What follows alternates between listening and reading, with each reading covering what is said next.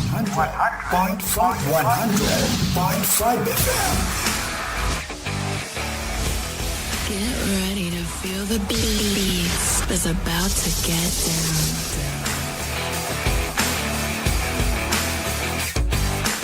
Listen up, baby. Ladies, let go of your man.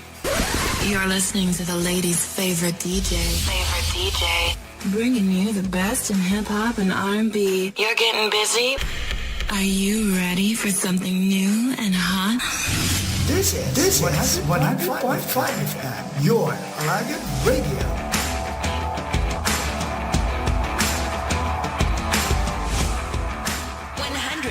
.5 100.5 FM. Huwag nailain pa. Lamiaw eh.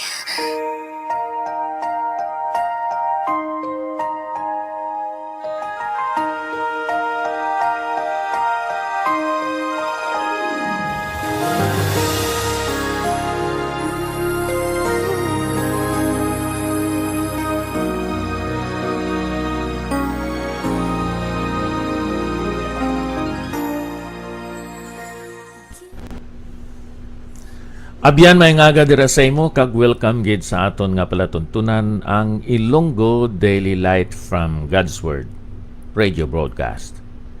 Ini nga aton nga programa ginapatuhoy naton ini sa aton mga radio listeners sa mga estasyonan sang radyo dira sa Hinubaan, San Jose, Sipalay City, Kaliling, Kawayan, Mulubulo, Kawayan, dira sa Tapi, Bantayan B, Kamingawan, kag sa Daan Banwa, initanan dira sa Cabancalan City. Nagapasalamat ako sa aton mga kabiyanan nga naga-replay sini sa ila mga estasyonan sang radyo. Mayng aga gid sa inyo nga tanan. Akon nga pag-greet no sang aton mga Facebook friends dira sa Kamingawan sa kay Sister Lani Santillana nga aton diri nakita nga iyang birthday karon. Kabay pa nga ang Ginoo magapakamayo sa imo, Lani Santillana, aton diri nakita kag ang Ginoo magapakamayo sa imo man nga family.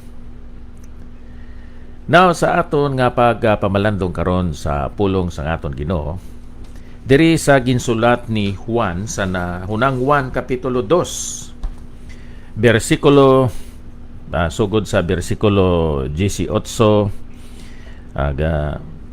21, kag 27. Nagasiling diri, mga anak, katapusan na ini nga takna, kag sa nabatian ninyo, nga nagaabot ang Antikristo gani karon may nagalutaw nga madamo nga Antikristo.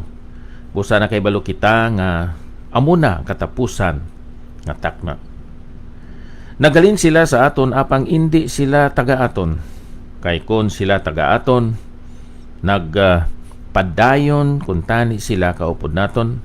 Apang nagalin sila, agud nga mapahayag nga sila tanan indi taga-aton. Apang ginhaplas kamo sang balaan kag tanan kamo nakahibalo. Nagasulat ako sa inyo, hindi kay wala ninyo may baluy ang kamatuuran, kundi kay nahibaluan ninyo kag nakahibalo nga walay butig nga iya sang kamatuuran. Sino bala ang butigon kundi ang nagapangiwala nga si Jesus amo ang Kristo? Ini amo ang Antikristo, siya nga nagapanghiwala sang amay kag sang anak. Then sa versikulo 26, ini ginasulat ko sa inyo na nungod sa mga magpatalang sa inyo. Apang ang panghaplas nga nabato ninyo sa iya nagapabilin sa inyo, kag wala kamo kinahanglan nga may isa nga magtudlo sa inyo. Subo nga ang iya panghaplas nagatudlo sa inyo na nungod sang tanan nga butang kag matuod kag indi butig suno sa gintudlo sini sa inyo magpabilin kamo sa iya. Kabayang Ginoo magdugang sang mga pagpakamayo sa sining mga pulong nga aton ginbasa. Sa aton pagkabuhi subo nga mga Kristohanon sa sining katapusan nga mga inadlaw, madamo sa mga tao nga magaabot agod sa patalang sa mga kanakan sang Dios. Ang ila handom amo nga maupdan sila sa ila nga mga ginahimo kag maupdan sila sa ila padulungan. Ang aton tinuuhan o kon ang aton pagtulunan nagatudlo sa aton nga sa panahon nga kita nahimo gid subo nga mga Kristohanon, nabato naton ang balaan nga espiritu. Ining balaan nga espiritu, siya ang naghaplas sa aton. Kag nagatudlo ini siya sa aton sang kamatuoran. Ang mga pagtulunan sang balaan nga espiritu hindi magasupak o magakontra sang mga pagtulunan kag mga kamatuoran nga makita diri sa balaan kasulatan. Kay nga aman, ang pulong sa Ginoo, ang Biblia, ang balaan nga kasulatan, ang author sini amo mismo ang balaan nga espiritu.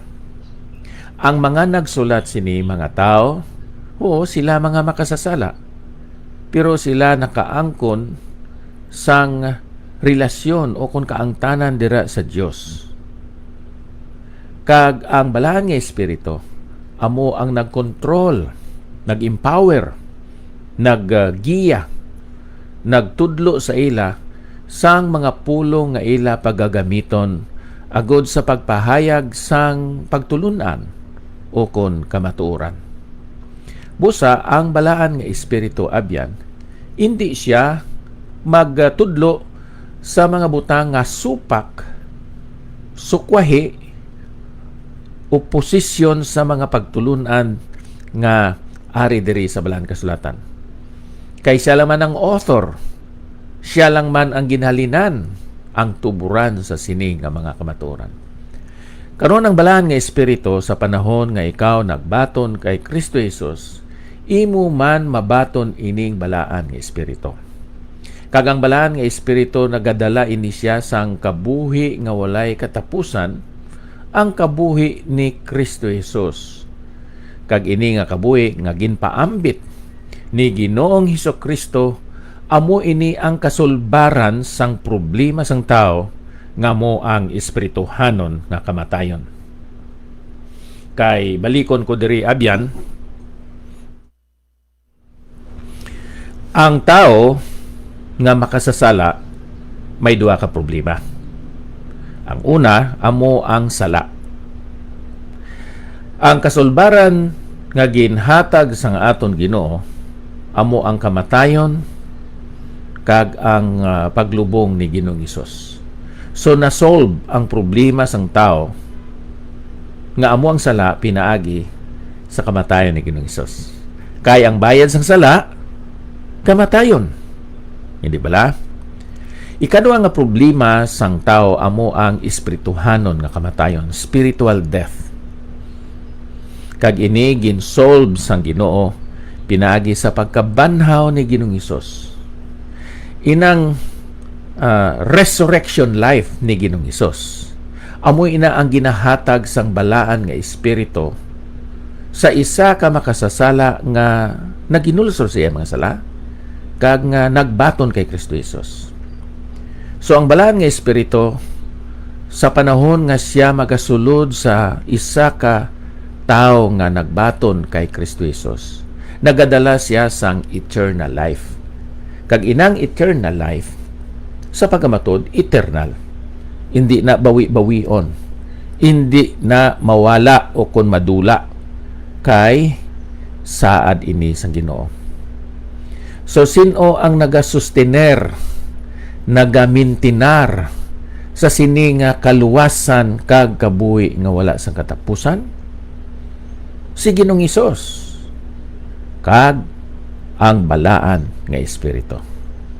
Amo ang kabangdanan nga ang balaan nga espiritu, hindi lamang siya nagaupod, kundi siya naga-istar, permanente nga pag-istar sa aton nga mga kabuhi.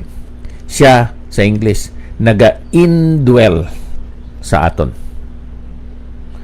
Subo nga mga Kristohanon. So, ari abyan ang aton partner sa pagpakig-away naton batok sa mga pagpatalang, sa mga pagtulunan ni Antikristo, sa mga binutig nga nagwa kag palapad sang ilang nga influence sa sini nga kalibutan. So nagadayaw kita sa Ginoo tungod kay ang balaan nga espiritu. Sa bersikulo 27, 1 John 2:27, apang ang panghaplas nga nabaton ninyo sa iya nagapabilin sa inyo, kag wala kamo kinahanglan nga may isa nga magtudlo sa inyo, subong nga ang iya panghaplas nagatudlo sa inyo nanungod sang tanan nga butang, kag matuod kag indi butig suno sa gintudlo sini sa inyo, magpabilin kamo sa iya. So nagapasalamat kita sa Ginoo sa sining kamatuuran kag mga pagpahayag ni Juan nanungod sang aton kasiguruhan dira sa kay Kristo Jesus. Ang iya nga balaan nga espiritu amo ang aton partner, no? Partner naton sa pagpangabuhi sa sini nga kalibutan. Our partner against the false Christ these days is the Holy Spirit. Siya comforter. Siya seal.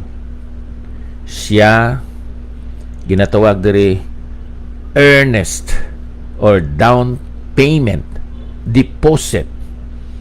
May kasiguruhan kita nga magapadayon ang aton kaluwasan, ang pagkabuhi naton sinang kabuhi nga madagayaon, abundant life, kaupod sining balaan nga espiritu.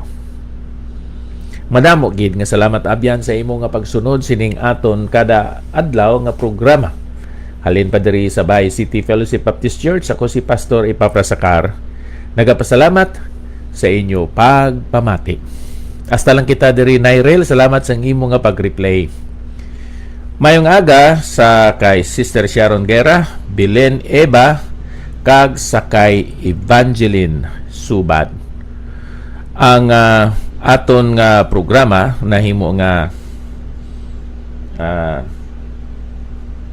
temprano pa karon, no, sa akon nga pag tan-aw diri tungod kay may updan kita nga mga kauturan nga panghatag sang balaan kasulatan sa duha ka mga barangays diri sa Bay City. Ang Dios gid magapakamaayo sa aton tanan.